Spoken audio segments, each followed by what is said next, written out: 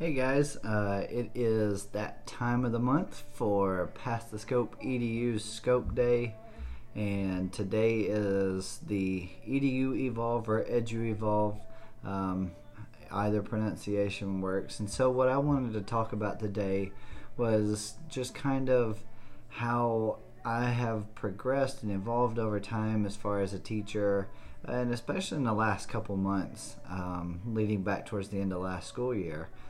And so, I do want to kind of jump back to in June, which is when ISTE 19 took place in Philadelphia. And so it was only a couple days prior to then that, I was on Twitter kind of messing around with it and I came across a ISTE 19 chat, which was kind of partnered with Past the Scope EDU. And at the time, I didn't know anything about it. And so jumped in the chat, and then next thing you know, made a few connections, and before you know it, I'm encouraged to join in on their Scope Day, which happened to be like 2 days after that.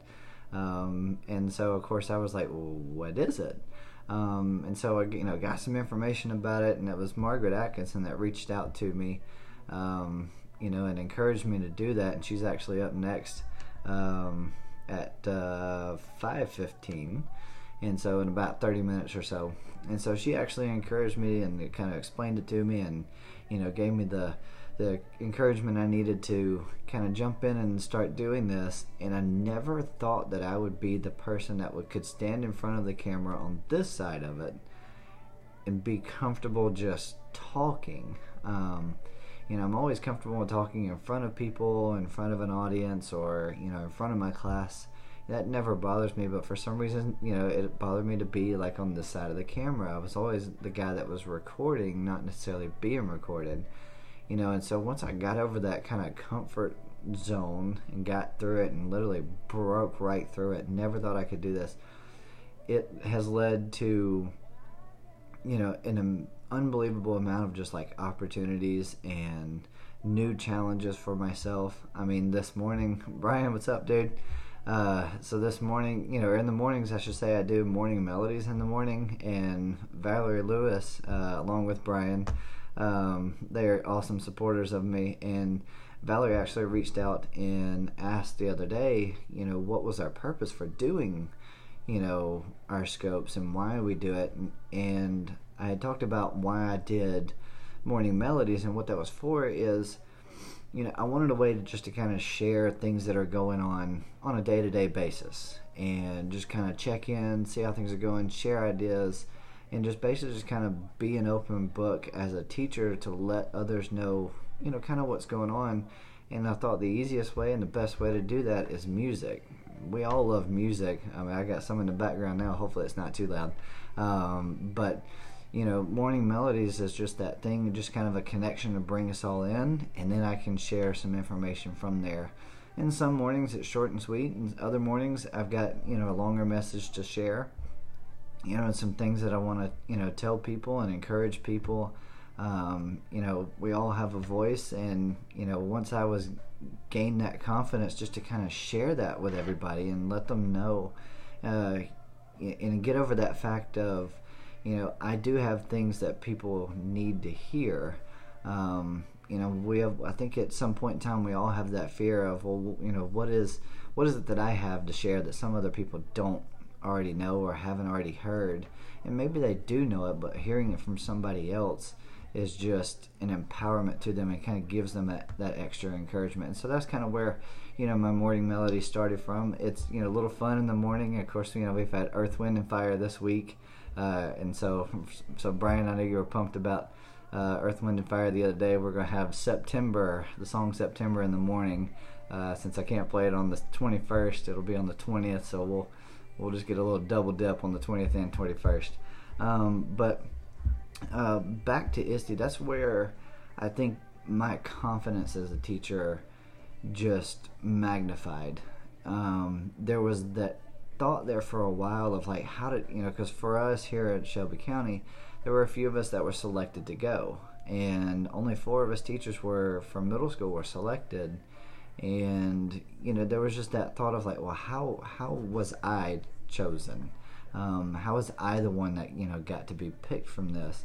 And then once I kind of got past that, and I was like, I'm here for a reason, and people encouraged me and explained, they chose me for a reason, and that gave me a lot of confidence. And since then I've of course been doing Periscope pretty much every day, with the exception of Saturday, Sunday, and sometimes somewhere in between. And then I've actually had started my own podcast. Cassie Reader is a huge thanks to that. It's something I'd always wanted to do, and I'm several episodes behind. I've got them saved. I got all my notes. I just gotta sit down and knock them out. But she's been a huge supporter with that. Just kind of getting me off the ground as far as what I need to do to get that started. And it's it's a What's Happening podcast is the title of it. And it's really just a very general podcast, just kind of life through the lens of a teacher. I've shared some stuff about myself, and I've shared some stuff about ISTE, shared some information about advice to new teachers, and I've got one on imposter syndrome coming up that recently I guess I dealt with. Nothing major, just real simple. But then I've got a few more that I've been working on that I kind of just want to have my voice out there and let people hear it, and give people that encouragement to do the same, because we all have a voice, and we all have that time or two where we think, is what I'm saying, do people really want to hear it? And if you change one person, if you affect one person, it was worthwhile. I promise you that. So don't sell yourself short. Have confidence in yourself. So if that's ever something you wanted to do, please just go for it. I think that was one of the big challenges I had this summer, was just diving right in and just going for it.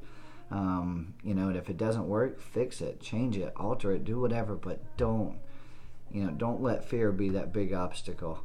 And yes, Brian, absolutely. I think for me it was just that almost a fear factor of getting over that, but I just blasted right through that wall, and I have not looked back, and I've never been happier as far as what I'm doing with all of that stuff. And increasing my Twitter chats, and my the stuff that I'm doing on Twitter, which having all of that confidence led me into this new school year, where making sure I'm not running over on time, where this year I took on team leader. And of course I found out towards the end of last school year that I was asked to do that, and of course I knew it was coming. I kind of prepared myself throughout the summer, but really took on that role wholeheartedly, doing everything that I can to be the best leader for my team of 8th grade teachers, and really just everybody at the school. And I did a leadership podcast episode on my podcast several weeks ago, and one of the big points that I had hit, and something that I had learned, was that leadership has nothing to do with rank. It has nothing to do with position. It has everything to do with taking care of the people to the left of you and to the right of you. And that to me, it just spoke volume. It's just taking care of those around you. And so I've really made it a point to myself to just, not just send an email or send a message and say, hey, you guys need anything, but thanks, Brian. And really just making a point to walking to their classroom when I can. Even if they have a class, just pop in and say, hey, need anything, you good? And sometimes they say yes, sometimes they say nope, we're good, and I keep on going. But to me, that face-to-face contact just means so much more. It's given me a lot of confidence, to just be there for my teammates and for my other teachers, and they've reciprocated, of course. Make it one big family. And the other thing I've done recently is, of course, my level 1 educator for Google, passed it, working on my level 2. Slowly but surely I'll knock it out. But of course, I never would have thought that I would have been presenting at a technology conference like I did back in the end of July.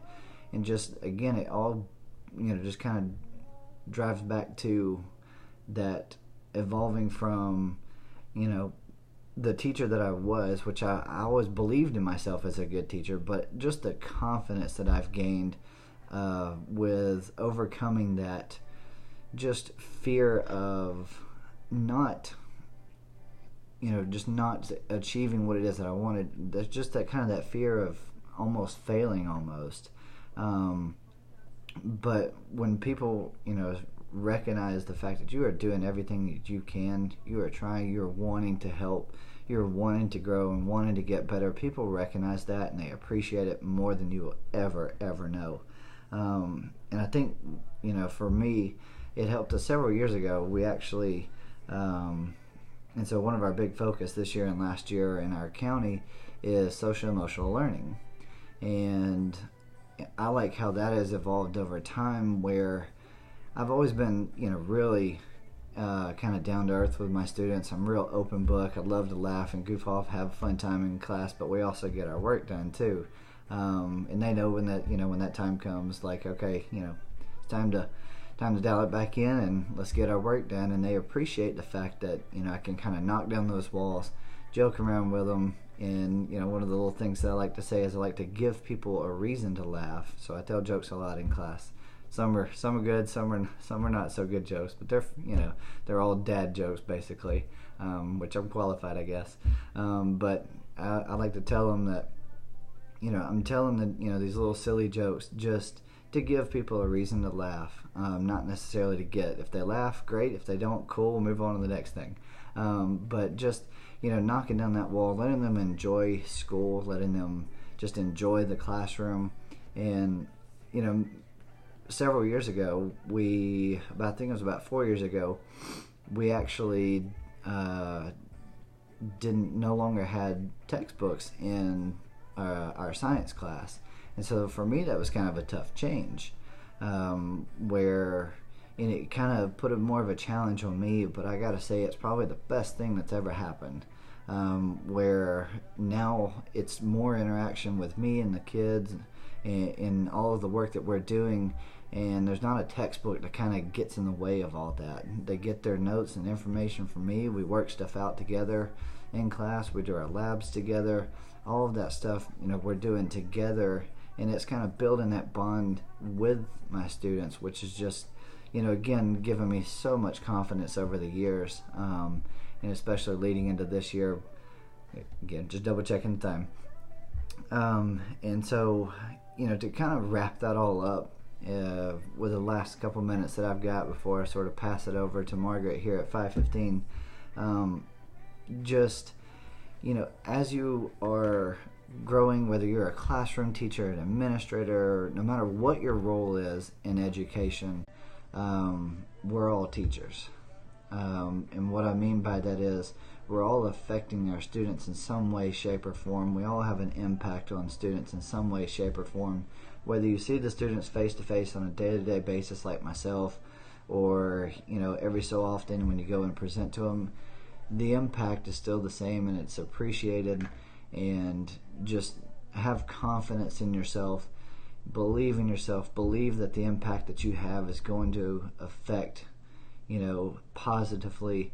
And whether it affects one student, whether you make an impact on just one student, that one student is, it's going to make a lasting impact on them far more than you'll ever know. As I'm in year 7 now. I've had some of my 8th grade students that have gone on, and they are now in college or in their career, and they have sent me messages back and just saying hey and touching base, and they remember things that I did for them and said for them, that I really did. I won't say I didn't remember, but it was not on the forefront of my mind, but it obviously made a lasting impact on them. And so I'm going to end on this last note with the last 30 to 45 seconds that I've got, is that people may forget the things that you say to them, people may forget the things that you do for them, but they will never forget how you make them feel.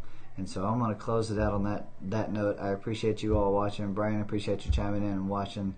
And so I'm going to pass the scope next to Margaret at 5:15 Central Time, and so jump in. If you guys want to at some point in time, use the hashtag PastTheScopeEDU. Follow on Twitter, Periscope, and if you missed anybody earlier, which I think I missed a couple earlier while I was at school today, I'm gonna go back and watch those. But thank you guys for watching, and I'll catch you guys tomorrow morning for Morning Melodies. We're gonna play September with Earth, Wind, and Fire. So peace out, everybody.